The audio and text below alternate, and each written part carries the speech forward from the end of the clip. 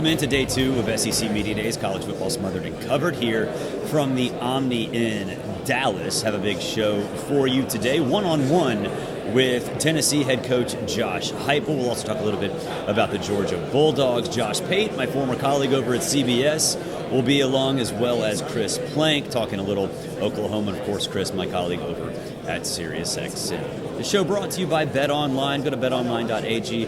Live line spreads, everything you need over there at BetOnline. When you're done, go to the online casino. Play a little blackjack, play a little poker. Maybe one of their 150 different slot options. Use promo code BLEAV, B-L-E-A-V. That's promo code BLEAV, B-L-E-A-V. And you'll get a 50% deposit bonus on your first deposit up to $250. BetOnline, the game starts here. Joined now by the head man at Tennessee. He is Josh Heupel. What's up, Josh? How are you? I'm doing great. Good to see you. So, before you came over here, Bill said that you were up late last night playing the game that's right over there. Yeah, not playing it well either. My little guy destroyed me on the sticks last night. The beat down I was willing to take. Yeah, you know what? I'm in the same boat. My son's been talking about it for the last about 2 weeks and watching YouTube videos, and I was like, I don't know if that's weird or good parenting, man, but it's probably both. It's great reminiscing about the old days, being on there and actually being good too. Right. All right. So speaking of good, Nico Imaliava, we saw a little bit in the bowl game. We've heard about the hype coming in and how good he can be. I'm not going to ask you how good he can be. What does he need to work on? Well, as a young quarterback, there's a lot of things that he's got to continue to grow on. That's the great thing about his journey. He's really talented, but he works extremely hard. He cares, garners respect from the people around him because of his competitive nature, but how he works every day too. He's a young quarterback that has an elite skill set that can be dynamic with his feet and his arm. Being able to play the game and play within yourself and take care of the football. It's the growth of a young quarterback, but couldn't be more excited. His receivers are out there. He's got a lot of help, right? Yeah. And with Brew coming back and Squirrel, how has his relationship evolved now that he's the starter and has, it's him leading in the offseason and not sort of learning on the fly? Yeah, you're talking about Nico? Yes. Yeah. Well, I think for Nico, this is the deepest our wide receiver room has been. Some of that's just some of the things that we've had to navigate through from when I first took the job. But we have great competition. Yeah. We have experience, but we have some youth that's dynamic, that can make plays, give us the ability to play more guys. Nico's done a great job being with them. Creating timing and rhythm and being on the same page with them. And, that's what the next 4 weeks before we get to kickoff will be about, too, when we get into training camp, is refining those things. It's the SEC, well, anywhere in college football, but the SEC specifically, you got to be strong on the line of scrimmage. Yep. Are you where you need to be defensively in the front seven, or do you still are looking for 7, 8, 9 guys to rotate? We're the deepest that we've been, not anywhere, not even close. Yeah. Experience with some youth. Youth has to grow up. But, just our roster as a whole, but D-line and O-line, we're just continuing to get to where we should when you're Tennessee and you're in this league. Does your mindset change without divisions and the whole sort of SEC world sort of getting shaken up? Do y'all even care or talk about that stuff? I don't think your mindset changes. Yeah. You want to go play in Atlanta, play for a conference championship. You got to be the best team each Saturday to go get that done. You're in that daily grind to compete and push to get where you want to be. It's unique, though, with the playoff changing. Affords you the opportunity to, if you get tripped up, there's still a lot out there for you. And that can be the conference championship, but it can also be the playoff. We saw that with Georgia last year in the conference. It can help you or it can hurt you. Yeah. It helped Alabama and it hurt Georgia last year. Last thing, and I don't want you to get in trouble with any sponsors. Best restaurant in Knoxville. Man, there's a bunch, from barbecue to soul food, but J.C. Holdway's great restaurant downtown. You mentioned barbecue. I lied. One last question. I am of the belief that the worse the presentation, the better the barbecue. Is that fair? I've had this argument with a lot of my friends because, like, I'm in Atlanta. Like, there was some barbecue like that look that like they tried to dress it up. I'm like, no, you paper plate, plastic, bare bones, right? Yeah, like cut the meat, yeah, little bread on the side, and some onions, go. pickles, and let's go. Yeah, there's a lot of truth to that. I'll buy into that. All right, Josh, appreciate it. Okay, appreciate it. Thanks, man. So right here, just a little while ago, it's Kirby Smart, Carson Beck, and the rest of the Georgia contingent. Everybody wanted to talk about the issues with driving. We're going to talk a little bit about that in a second because I think there's some innovative things that Georgia has done and things that have been whispered but never really discussed publicly. So we'll talk about that in just a little bit. But this is not a mentality of national championship or bust. And I talked to Carson Beck a lot about this, and he said, look, you kind of just hit the reset button. This is not the same team as last year that was one win away from finishing off the perfect regular season, extending the winning streak, going to the college football playoff, and potentially becoming the first team to three-peat since Minnesota in the 1930s. This is a brand new team. Carson has taken on a leadership role. He learned last year during his first season as a starting quarterback that unlike Stetson Bennett, he needs to be a little bit more vocal.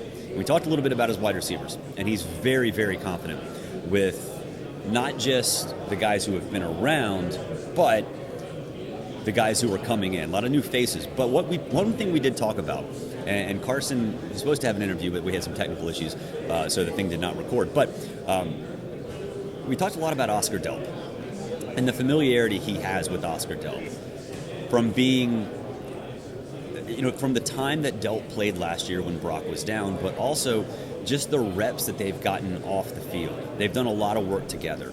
And I asked him, hey, are you going to be more of a tight end-oriented offense, even without Brock Bowers? And he said yes, that it will basically look the same without the freak at tight end.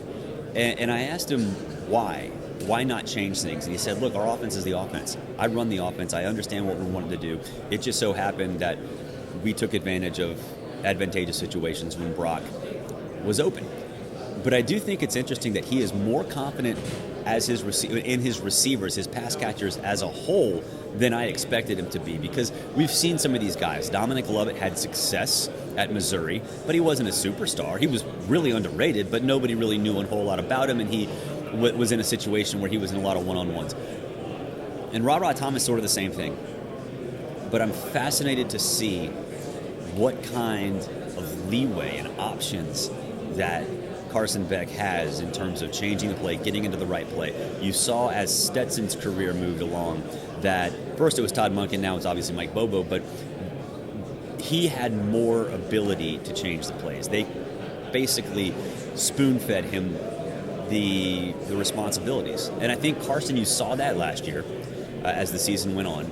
And by the end of the season, he was a Heisman Trophy favorite. Well, a dark horse, I guess. Now he's a favorite, along with Quinn Ewers and Dylan Gabriel. And if you watch this show, the Dylan Gabriel stuff, I don't understand at all. But I asked him what that means, and I know there's the canned answer of, well, he's not really worried about that. He's worried about the team and blah, blah, blah, blah, and all that stuff. And, he did say that. But it also, to me, felt like a guy who was like A.J. McCarron during McCarron's final season. And this is Carson's final season. He was willing to accept that role and matured to a point where none of that really mattered. And so it was very refreshing to talk to Carson and see what he's all about. I've talked to him a couple times, and this was the first time I've talked to him in the offseason, going into this season, where a lot more is on his shoulders, and he certainly seemed like he's prepared for that. Now, the reckless driving, I guess, issue, I don't want to call it an issue. A lot of the things that have been happening at Georgia in terms of minor traffic incidents are just those, minor. But what happened after the 2021 National Championship game and after the celebration, it was tragic, and it put a lot of focus on the Georgia program. And I think it's a little unfair that some things, just like speeding, are getting blown out into like a program-wide problem, because they're not a program-wide problem. Kids do stupid things. It happens a lot. But Kirby was asked how he's dealing with that. And I've heard a lot about coaches and programs finding players through the collectives. Not publicly, but privately. A lot of coaches have said it. Players have said it. But it was interesting that Kirby Smart flat out said, hey, you know what? Suspensions are part of the world now, but money drives a lot. And he feels like finding players through a collective is a more appropriate punishment and will accomplish more than suspending them for a drive, a half, a quarter, whatever. And I love it. I think that's the right way to go about it. And I think it'll make more of an impact, because these players, they have not necessarily been in a situation where, I mean, even earlier in their careers, where the NIL and the collectives weren't necessarily in positions where they are now, as healthy as they are now, as stable as they are now. So I like that. I think it's a very interesting and a very innovative way to go about punishing. Now, with Kirby also, I talked to him. You know, Kirby and I, we have sons that are the same age, and I'm happy for him because we were both in Cooperstown. He was there 2 weeks after me. His son's team got to the championship game, and man, he was proud. He was very proud. And then they bailed and went to another one in South Haven, Mississippi. But it's cool to get to know Kirby on a dad's side. We talked about it a lot. We've seen each other at parks throughout the course of the last couple of years. And what he said on that podium about his kids is true, because I've seen it firsthand. But really cool to see him in that element too. Joined by my good friends, my former colleague and superstar of Late Kick with Josh Pate on 24/7 Sports, and CBS Sports HQ superstar, and CBS Sports Network superstar, Josh Pate. What's up, dude? You want to do that thing where like people hold their mic like this and then they pass it around, or should we just old school it? I've had so many audio issues and video issues that I changed the settings on this thing, and it actually works. So accidentally, it's not like a unidirectional mic. It actually works a little bit better. We could speakerphone a third person in here if we want to. Not that it would be responsible, but we could do it. Yeah, we could. Who do you want to call? I don't really have many friends, so I don't know. I have no idea. Chris Hassel available? Everybody I know is here.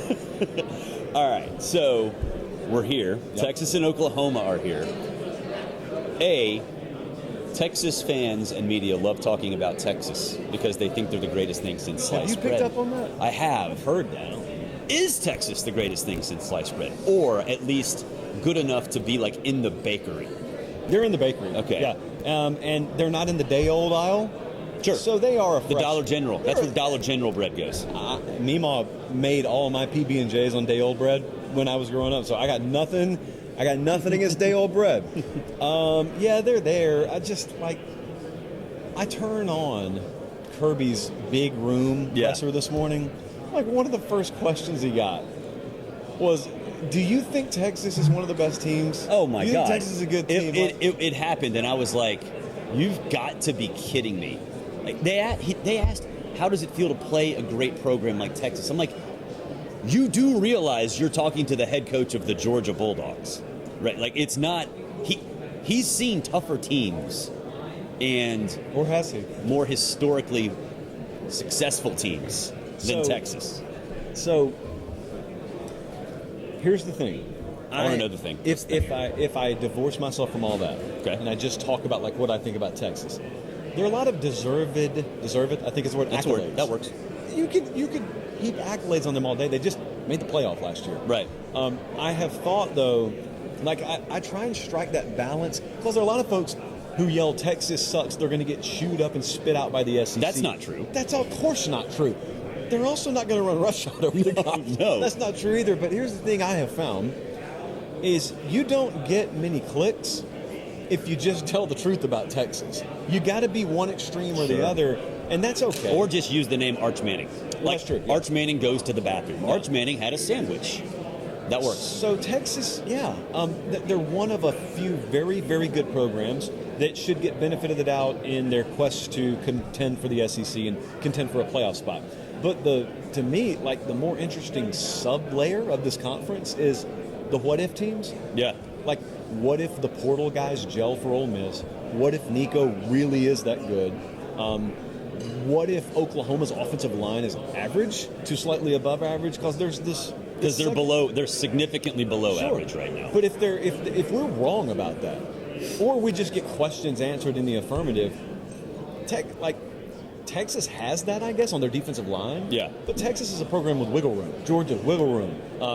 I guess Bama maybe still. We'll see about them this year. But, I have no interest in what people think about Texas, only because it's redundant. Yeah. What are you going to say? It's the same thing over and over again. So, they're good. They might succeed. Whatever. All right. Yeah. Look at how the face tenses up when you even talk about it. It's insane. This is what happens when people don't talk about the sport year round. Yes. You've got to then come to media days and listen to people for the first time think they're delivering a revolutionary question on content that you've discussed since January. Yes. All right. My life is tough, man. Yeah, right. Nico, you mentioned Nico. Iamaliava. We do not mispronounce his name on purpose to get clicks for a podcast. Correct. Other people in our line of work sometimes do, and that's not very cool. So, I think that Nico is more Hendon Hooker than Joe Milton. We knew what Joe Milton was last year. Yep. Fastball, could throw it out of the building, no changeup. And he showed that. Nico, I think, can be a superstar if he gets some help at the running back position. Wide receivers, they're fine. Offensive line, I think they're okay. Running back position is key. If they get some help, is Tennessee one of those teams that can actually win the playoff or just get in? I would stop short of saying they can win the whole thing. I don't stop much short of it. They feel like that classic team of if they get in, anything can happen. Yeah. It's like you remember, I don't even know what the Major League Baseball playoff format is, but you remember back in the day when they It does not help the Braves, I can tell you that. Sure. When they first instituted the wild card and the Marlins had those two teams that won it all, and you were like, boy, if they get in, look out. Josh Beckett, look out. That's kind of how we would talk about Tennessee nowadays. So that's the difference, though, between being a plucky dark horse contender versus being in the same conversation as Georgia, Texas, Alabama. Yeah. I don't know that they're in there yet, but that's only because of the question you just asked. Yeah. Okay, that's another of the what-ifs. Yeah. There's like a great big what-if club in the SEC this year. If they have that, I can tell you what is refreshing. What's refreshing is we're not talking about Tennessee anymore like we talked about LSU defensively last year. They've at least raised their caliber of play defensively to respectability.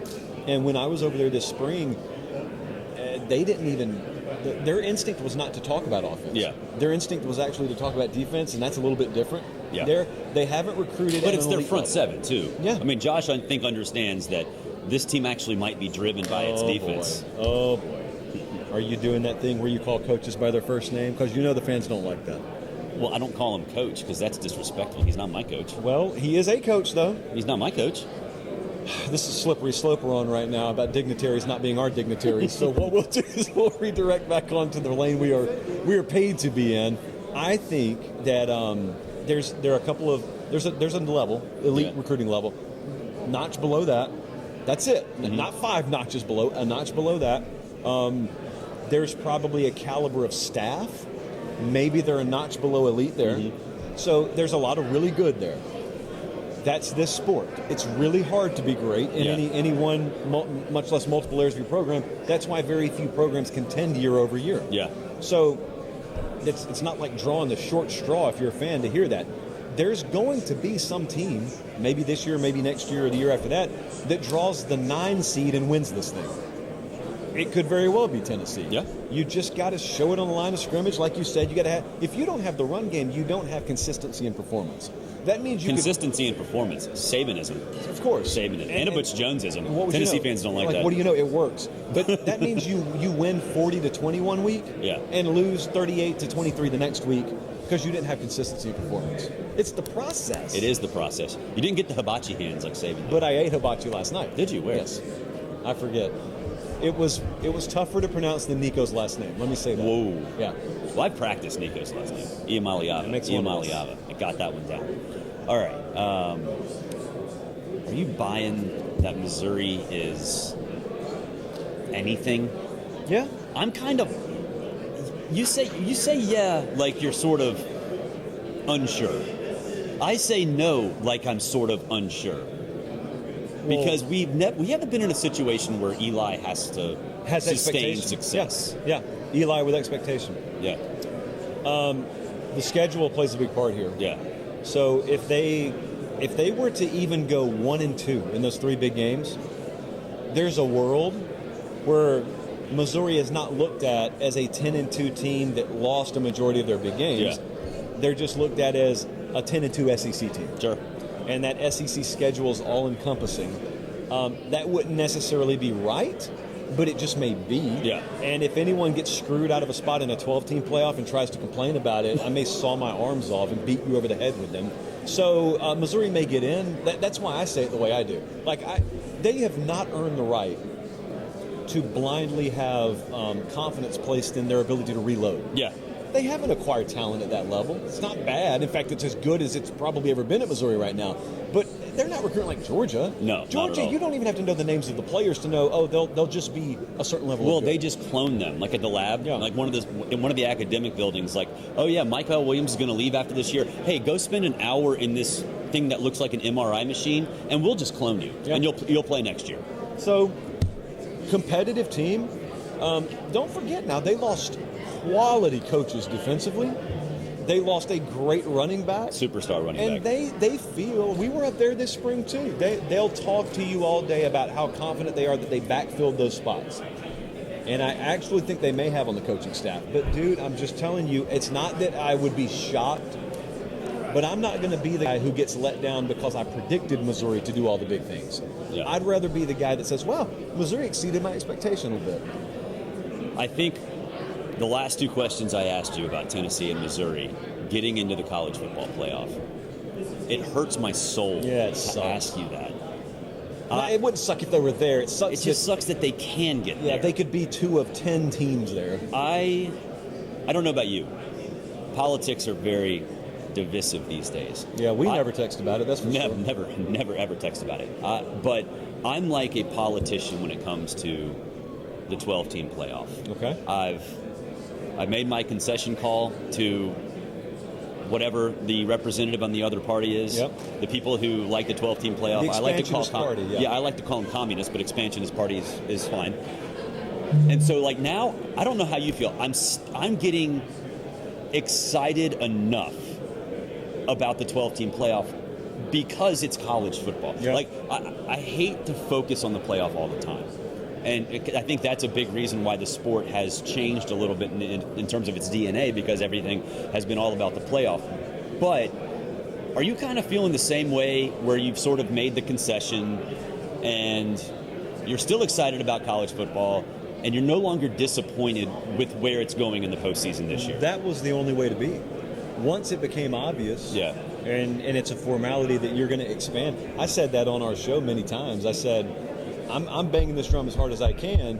Once a decision gets made, I'm not going to be the dude who sits here and I told you so every show. It's still a great sport. Yeah, I mean, college football's still a great sport. Sure, and it's well within my right to focus on the regular season just as much as I always did, which I will.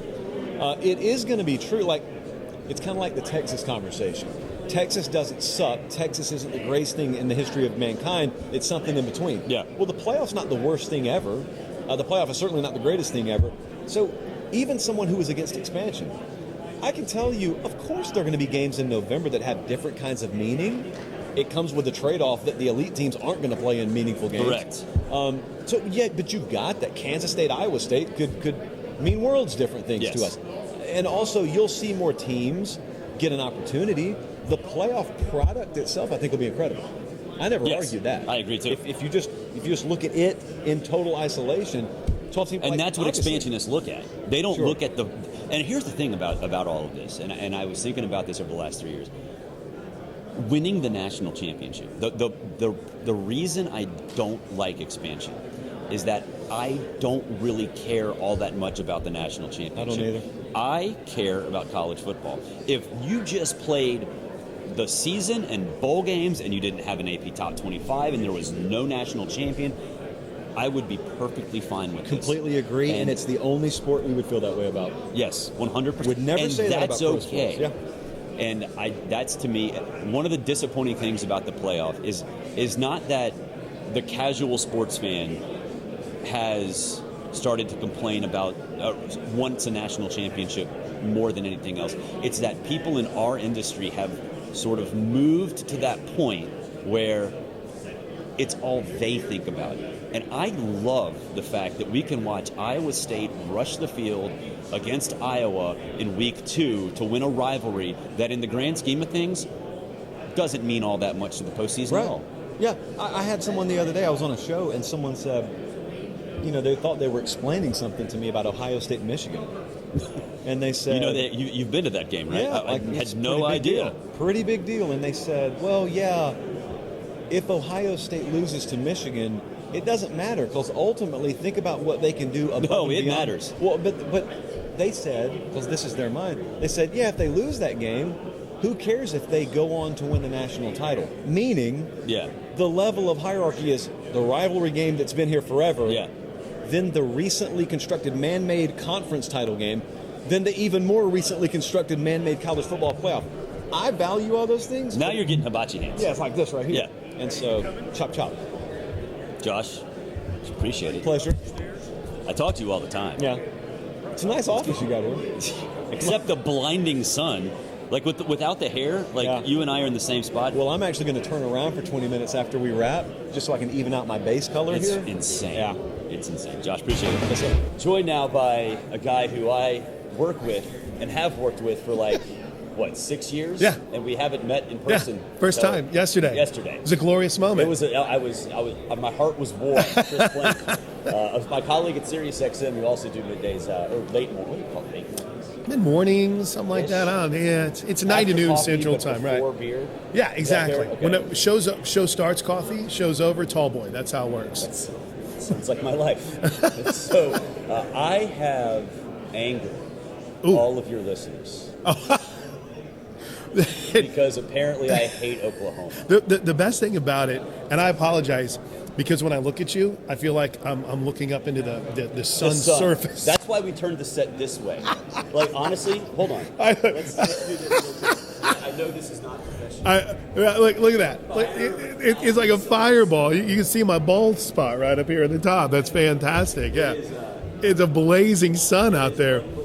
Do you know what's funny about it, though, Barrett, is I've always marveled at your ability to handle the haters. I think I think you do a great job with having fun with it while respecting, the opinions and things of that nature that people have.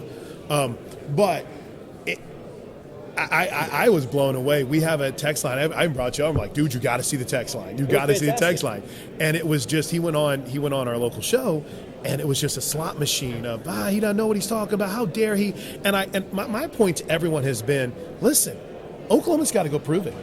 There's incredible history. There's incredible tradition. There's no one's questioning that. It's just you got to go out and prove it. And when you've had 2 seasons with, 16 wins in 2 seasons, you got to go get it done. And so I think Oklahoma fans are somewhat starting to embrace that, but we'll see.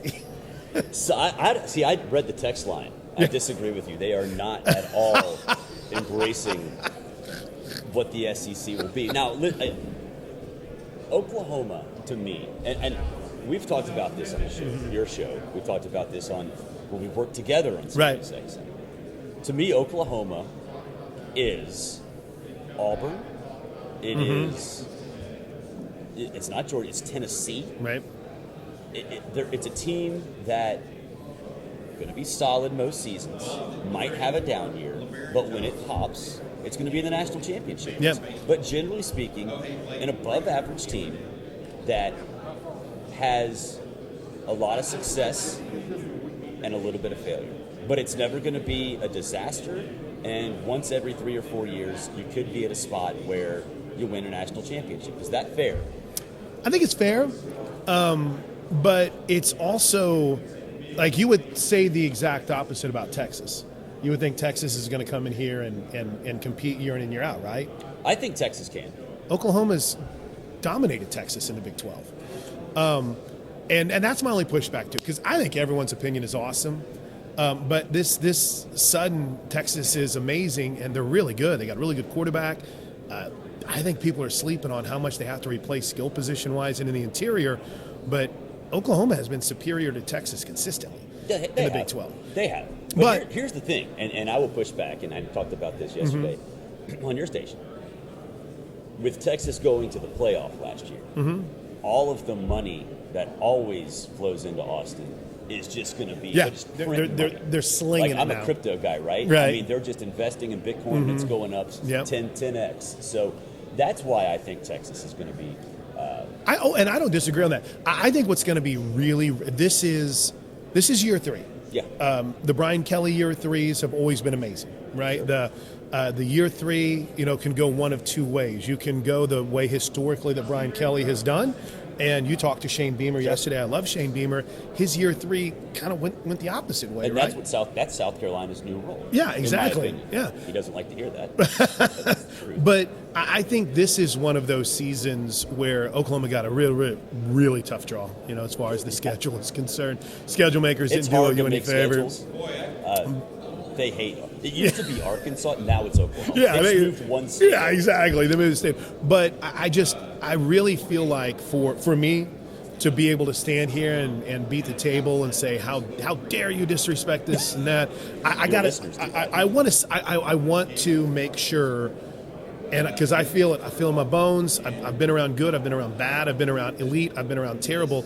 I feel like Oklahoma's on the cusp of something, but they got to go show it. They got to show it. They got to show it, and that's the thing. I think you're going to love hearing Danny Stutzman today, and Billy Bowman. They're great. I can't wait to see how Jackson Arnold handles the stage. And Brent Venables he's a different bird, right? He's cut from a different cloth. The man's up at 5 a.m. running 5 miles every single day, and how you do anything is how you do everything. So I'm really pumped to see how they handle today. And then Barrett, let's see if they go in and they have that solid first year in the SEC, then maybe there's a completely different narrative around it, but they got to go prove it in the SEC, because I think I don't want to speak for you, but I think if you were to go around here and ask every single person from every single school, like an Auburn person or an Arkansas person, they would say, oh yeah, we would have been competing for Big 12 championships every single year too. They feel every single year. Yeah, every single school would say that. Every single one. And I try to tell people that. I hate to say lack of respect, but I use the word. 100% is lack of respect. Okay, 100%. There's no respect for the Big 12, and even after Texas went to the playoff, right, and was 15 yards from beating Washington in the Sugar Bowl, and yes, I've been coming to this event. I'm 43. Mm-hmm. My first one was 2001. I actually celebrated my 21st birthday at SEC Media Days. How nice!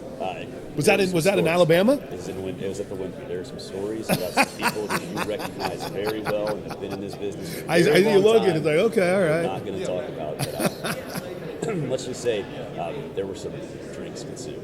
Ooh, I like it. At Gabriel's. So. Yes, there's disrespect among everybody in the SEC. Sure. They look down even at Texas because I think there's this idea that Texas is arrogant, that it is all sizzle, no steak. And it's weird because of all of that, Oklahoma kind of gets under the radar. I know you. I think that's a good thing. I love it. And I think Brent Venables, the way he operates, is perfectly fine with that. And then I think it's a card that no one will ever say they play, right? No one ever wants to say, until they're on the field and you picked Georgia to win the title all year long, and they're like, no one believed in us. It's like everyone said they were going to go 7-5. Right? What? No one said that. But I think Coach is a great motivator, even from his days as a defensive coordinator. I think even from Brent Venables' days as a player at Kansas State, and I think he knows the buttons to push, and I think he's got a good feel for this team. So I agree with you. I think they like the idea that there's not there's not going to, when the media poll is released, and Barrett, I don't know when you're dropping the show, but when the media poll is released on Friday, I don't think Oklahoma's going to be like 8th. Maybe. I think 8th is fair. Yeah. I think there's going to be a group of like A&M, Auburn, Oklahoma. Going to be in that group, yeah. I think that's kind of where they're going to be. And I firmly believe that that's going to be even more of a see they don't respect, because Texas is probably going to be 2. Texas right? will be 2. 100%. Yeah. Georgia 1. Well, Texas. I wouldn't say 100%. They're going to be 2 on mine. Where do you stand right now, and where I don't know if you have talked about your ballot or not. Where have you placed Alabama? What has been your take on right that? now? And I go through and I like grab a helmet schedule and I just kind of go through win loss because I could sit here and say I think this is going to be where each team is ranked, but if we're talking about the end of the season, you have to have proper context. That's right. And so that's what I do. And right now I have Alabama 4th. I have Georgia and Texas. Actually, I have Texas number 1, Georgia number 2, because they beat Georgia in Austin, which is going to be. I don't think that's crazy. Maybe the game of the year. And then Ole Miss, and then Alabama. It's just because to me, today, as we're talking here at Media Day, it's Georgia, Tennessee, Oklahoma, and Missouri, and I think it's 4 of the most fascinating teams this season. But, hearing Nick Saban yesterday, walking in there and seeing him at the ESPN desk, I'm like, weird. What's he doing up there? Him saying Georgia and Texas are going to win, it's like, dude, you've been here for 16 years. Oh, yeah. Yeah, wait, hold on. You're not so it's been really hard for me to get a feel on what my expectations are going to be for the Kalen DeBoer Alabama team, but they're talented. Yeah. So that all goes into the unknown, I think, for Oklahoma going in, especially knowing that Alabama's on your schedule coming in, and knowing you got to go to Ole Miss, knowing that you got a tough road trip to LSU. 2 teams that kind of kicked off Media Day yesterday. So it's a very, very interesting schedule for Oklahoma that hurts when you think about it. It is. It's painful. It is fascinating. So let's talk about Jackson. I think you're going to love him. I've heard great. You've told me that a lot, and I trust you more than some of my other co-hosts like Louisville. Can't trust he's Luke. Not here, so you can't. Yeah, that's right. But to me, Jackson Arnold in terms of the SEC is like Connor Wegman, and some of these other guys who Nico Iamaleava. You've seen a little bit of a taste. You have an appetizer. It's been good. Has not been jaw-dropping, right? But didn't suck, right? So, in terms of where he is, what does he need to improve? What did you see in his experience last year, and what do you still need to see? I've thought about Jackson's performance in the Alamo Bowl a lot, not because it was concerning, because it was exciting. But in that same kind of way of thinking, late in that game, Arizona had a lead, and they're like, "We're just going to drop 8." And you've got to make a play. And you go back, and there's times where he's holding the ball for like 8 seconds back there. Yeah. You're counting in your head. You're like, do something. So I think just in those moments where adversity had hit, being a quarterback in the biggest conference in college football, he's going to have to learn on the job. He's got to learn in those moments. I think all the intangibles are there, right? He's got the big arm. He's got he's a dual threat guy, a true dual threat guy, and he's got the team. The guys seem to like him and rally around him. But when the live bullets start flying, whenever it's a world that suddenly you've got a defense that's doing things differently than what you saw on film, and you've got to communicate that with your new offensive coordinator. And it is a new offense, but how different is it under Seth Luttrell and Joe John Finley with Lebs going to Mississippi State? I don't know. Baker came in as a transfer. Kyler came in as a transfer. Jalen Hurts came in as a transfer. Not a lot of Oklahoma fans remember it, but there was a lot of hype around Spencer Rattler. Spencer Rattler was supposed to be... And he wasn't bad. No, he wasn't. He was supposed to be the perfect guy. He wasn't those three. He wasn't Caleb Williams either. And so I feel like sometimes we'll get over our skis, the royal we, about a guy out of high school. My history is obviously in the Big 12, the Bobby Reeds of the world, Sure. those guys who came in as ballyhooed recruits and it never pans out. So you got to see it, with Jackson in these big moments. The sample size that we have in bowl games and in that appearance of BYU was promising, but the mistakes were freshman mistakes. So you hope. And you learn from your mistakes. Oh, yeah. Those are the best lessons you learn. I try to steal your drink. But that is pretty sharp, right? Man. How can I get some of those? Those are nice. Big time. But I'm a big believer in Jackson, and it's not. I think the reality is it's not really based on anything we've seen yet in an Oklahoma uniform. Yeah. It's you got to see that on the field, and thankfully Oklahoma has 3 very winnable games in their non-conference before Tennessee comes in. So you hope you can work the bugs out. And you got to go to Auburn, and who knows what Auburn might be this year. I think they're going to be a little bit better. I do too. Hugh Freeze has had that history of getting things going, and I don't think it's going to be any different in Auburn. I hope it waits until after week 6. Yeah. But it all hinges on Jackson Arnold. Your quarterback's got to be really good. And I'll tell you what, Brent Venables has not shied away. I think you'll see it today. He'll talk about complementary football. He'll talk about doing the things that need to be done to have a good defense and have good special teams and have good offensive line play and everything. But he's not afraid to put it on Jackson and say, our quarterback's got to be really good. What also will be good is the defense. And the old folks here, and I say like older than me and older than you. Older than us. They truly think that the Big 12 doesn't play defense, which is not true. Right, it's getting better at that. Oklahoma is very experienced. We have 2 defenders here. What is the one thing holding Oklahoma back from being elite this year? Is there? Yeah, they got to be. The defense is really good. It's brought back. I think it's like 74. Something like that. It's a very high percentage. Here's the thing: Oklahoma's offensive line has got to be good. Yeah, really good, and it's so unknown, Barrett. It's so unknown. They had to go. Or I don't want to say had to, but they chose to go into the portal to bring in a center after Troy Everett got hurt during the spring. And I think in Bronson Hickman, the guy they brought in from SMU, I think he's pretty good. Yeah. But we'd have to turn to our buddy Gabe Eicher to ask about center play. Losing Caden Green to Missouri, I mean, that was a gut punch. That was hard. That's one of those things in terms of SEC transfers that nobody talks about. Yeah, that hurt.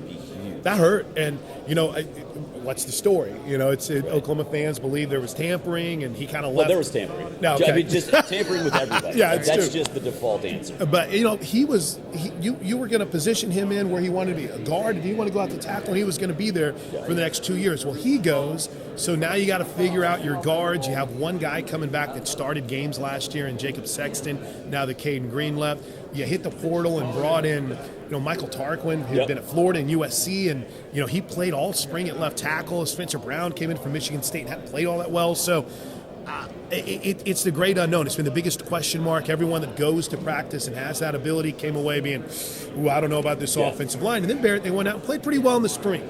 So they've got to be elite on the offensive line. And then, in the trenches on the defensive side of the football, bringing in Dominic Williams from TCU was a big move for them. Jane Jackson is a true freshman. David Stone is a true freshman. But they're ballyhooed recruits. They're big-time guys. You don't want to count on a true freshman, a defensive tackle. But I think I guess in general, I'm saying the thing that everyone's telling me to be SEC ready is an area where, hey, Oklahoma's got to be good there, and that's in the trenches, right? And especially on the offensive line. And listen, Jackson Arnold's just got to learn. You're going to have some lumps. You're going to have some problems. But he's got to learn from those problems and get better, and I think he will. Chris, appreciate it. Good man, Barrett. Love you, man. Good to see you, and tell folks where they can catch you. Find me at Plank Show. That's the easy way, man. The easy way to go find it, and I tweet a lot about NASCAR and softball. We got 4 straight titles. Now, talk about SEC ready. Definitely SEC ready for that. And if you want people to see, if you want to see people yell at me, oh my gosh, go look at my mentions. Go look at his mentions. Appreciate it. Thanks, buddy. That'll wrap it up for this edition of College Football Smothered and Covered. Of course, we are brought to you by Bet Online. Use promo code BELIEVE, BLEAV, and you will get a $50 bonus on your first deposit up to $250.